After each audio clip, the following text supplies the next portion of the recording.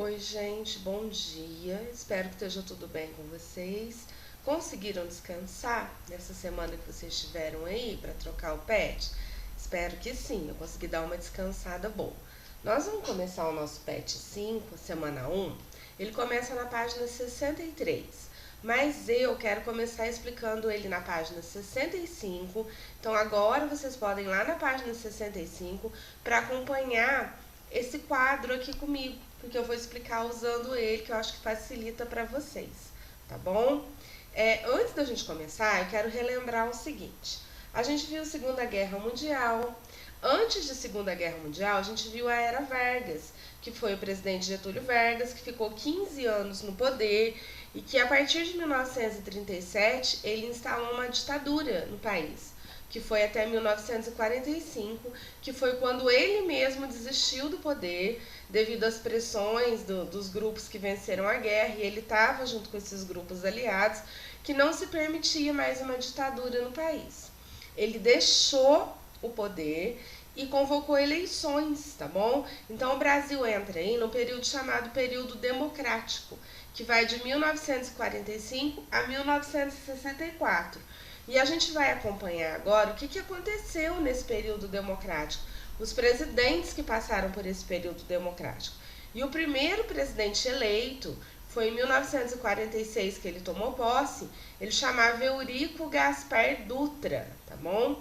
E esse Eurico Gaspar Dutra, ele teve o apoio de Getúlio Vargas na eleição. Muitos não queriam que Getúlio saísse, tá bom? Surgiu até um movimento chamado aí querenismo, que falava que queria que Vargas permanecesse no poder, mas como ele não via mais como, ele tinha que abrir para uma democracia aí, ele apoiou esse Eurico Gaspar Dutra, e Eurico Gaspar Dutra ganhou as eleições. E ele governou o Brasil de 1946 a 1950, tá bom? E assim, foi um governo complicado, tá bom? Porque ele começou com uma coisa também chamada Guerra Fria, que vocês já devem ter ouvido falar isso com o Adriano. Quando acabou a Segunda Guerra Mundial, o que aconteceu? Aconteceu que ficaram duas potências, Estados Unidos e União Soviética. E essas duas potências, elas disputavam para quem ia dominar assim, mais países, quem ia convencer mais países. Os Estados Unidos capitalista e a União Soviética socialista. E se instaurou um negócio chamado Guerra Fria nesse período. Por quê? Porque esses países, eles não entraram em guerra de fato. Estados Unidos e União Soviética nunca entraram num combate, nunca declararam guerra um contra o outro. Mas eles ficavam vendo quem tinha mais tecnologia, vendo quem conseguia influenciar mais países, financiando guerras em outros países, mas nunca os dois declararam guerra um de fato contra o outro. Por isso, Guerra Fria. Era uma guerra só de ideias, só de ideologias. E o Gaspar Dutra, ele pegou esse início da Guerra Fria.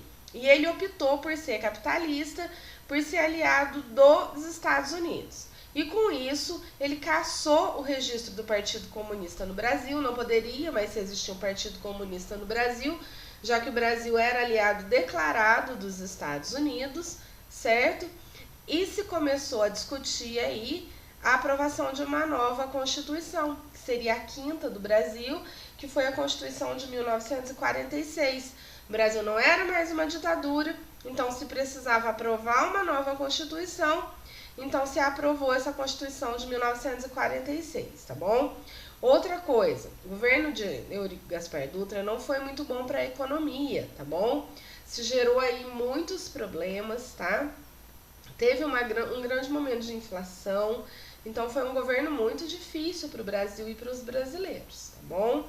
E não trouxe, assim, muita inovação, apesar dessa aproximação com os Estados Unidos.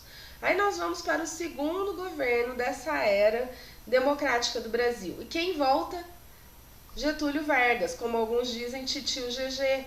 Getúlio Vargas está de volta aí, um segundo governo, e agora eleito pelo povo, com a maioria dos votos. Falam que ele voltou nos braços do povo. Mas, gente, ele foi um ditador, ele governou 15 anos. Por que o povo votou em Getúlio Vargas e colocou Getúlio Vargas no poder de novo? Porque Getúlio Vargas tinha uma política populista, E essa política populista, ela agradava o povo, ela agradava as massas. Lembra que foi no governo dele que eu falei para vocês que ele ficou conhecido como pai dos pobres e mãe dos ricos? Ele conseguia agradar os dois lados. Ele trouxe, assim, reformas trabalhistas e ele veio nessas eleições prometendo investimento na indústria de base. O que é essa indústria de base?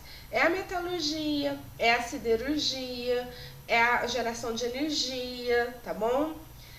E melhorar ainda as leis trabalhistas. Então, o que acontece? O pessoal fica animado, tá bom? Ele tinha um projeto nacionalista, isso quer dizer proteger o Brasil, não ficar tão aberto assim aos Estados Unidos. Trouxe um slogan chamado Petróleo é Nosso e a construção da Petrobras, tá bom? Mas teve um probleminha aí e Getúlio Vargas cometeu suicídio em 1954. Aí vamos conversar um pouquinho sobre esse suicídio. Getúlio Vargas tinha essa política nacionalista, ele queria criar indústrias estatais, ele queria criar as indústrias de base, ele queria manter a educação pública, projetos para desenvolver o Brasil. E nós tínhamos os liberais, tá bom? E aí vocês vão encontrar, eu quero que vocês olhem aqui para mim, nesse quadro da página 64, tá? Que tá falando aqui.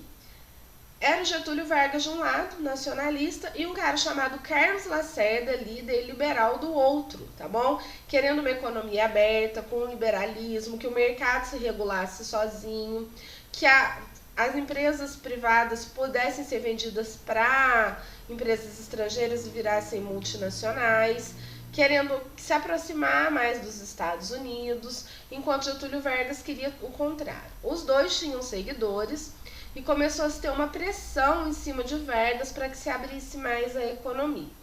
E esse Carlos Lacerda pressionando muito, até que esse Carlos Lacerda sofreu um atentado, tá? Ele não morreu, mas morreu um militar que estava junto com ele, e eles jogaram a culpa desse atentado em Getúlio Vargas, que foi Vargas quem mandou matar Carlos Lacerda e acabou matando aí um militar da aeronáutica. O que acontece? Acontece que se começou a pedir a renúncia de Vargas.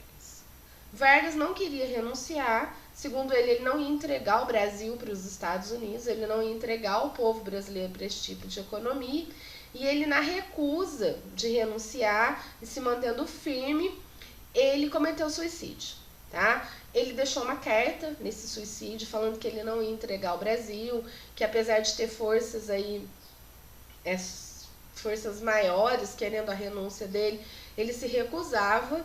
Ele tem uma frase muito famosa nessa carta Suicídio de Vargas que fala que ele deixa a vida para entrar na história. Ele se suicidou no Palácio do Catete, que era no Rio de Janeiro, que era a capital do Brasil, e deu um tiro no coração, no quarto dele. E assim, esse suicídio de Vargas, ele criou uma grande comoção, tá? As pessoas choraram, as pessoas foram no enterro, mesmo quem era contra acabou ficando a favor das políticas de Vargas.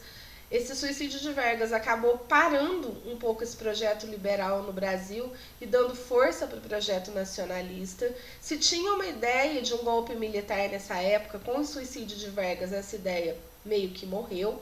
A gente fala que Vargas se suicidou em agosto de 1954 e com isso ele acabou parando o golpe militar por 10 anos. A ditadura militar foi começar só em 64. Por quê? Porque ele conseguiu assim, mover a política no Brasil com esse suicídio, ele conseguiu mover a opinião popular a favor de um projeto mais nacionalista, tá bom? De um projeto que se voltasse mais para um desenvolvimento interno do Brasil e que mantesse o Brasil independente da política dos Estados Unidos. Então acabou que foi um suicídio que parou um golpe militar aí, parou a tentativa de avanço maior dos Estados Unidos na interferência da política brasileira. Então, assim, importante desse governo Vargas. Essa tentativa das indústrias de base, ele desenvolveu essas indústrias, tá bom? O surgimento da Petrobras e esse suicídio aí de Vargas que acabou mudando a política do Brasil e que acabou, assim, fazendo com que essa ditadura militar não acontecesse em 54 e dando um pouquinho mais de força para a democracia e para a população brasileira, certo? Getúlio saiu por conta do suicídio, ficou o vice dele por um tempo, mas já aconteceu as eleições e quem entrou nas eleições? Um mineiro, Juscelino Kubitschek, JK.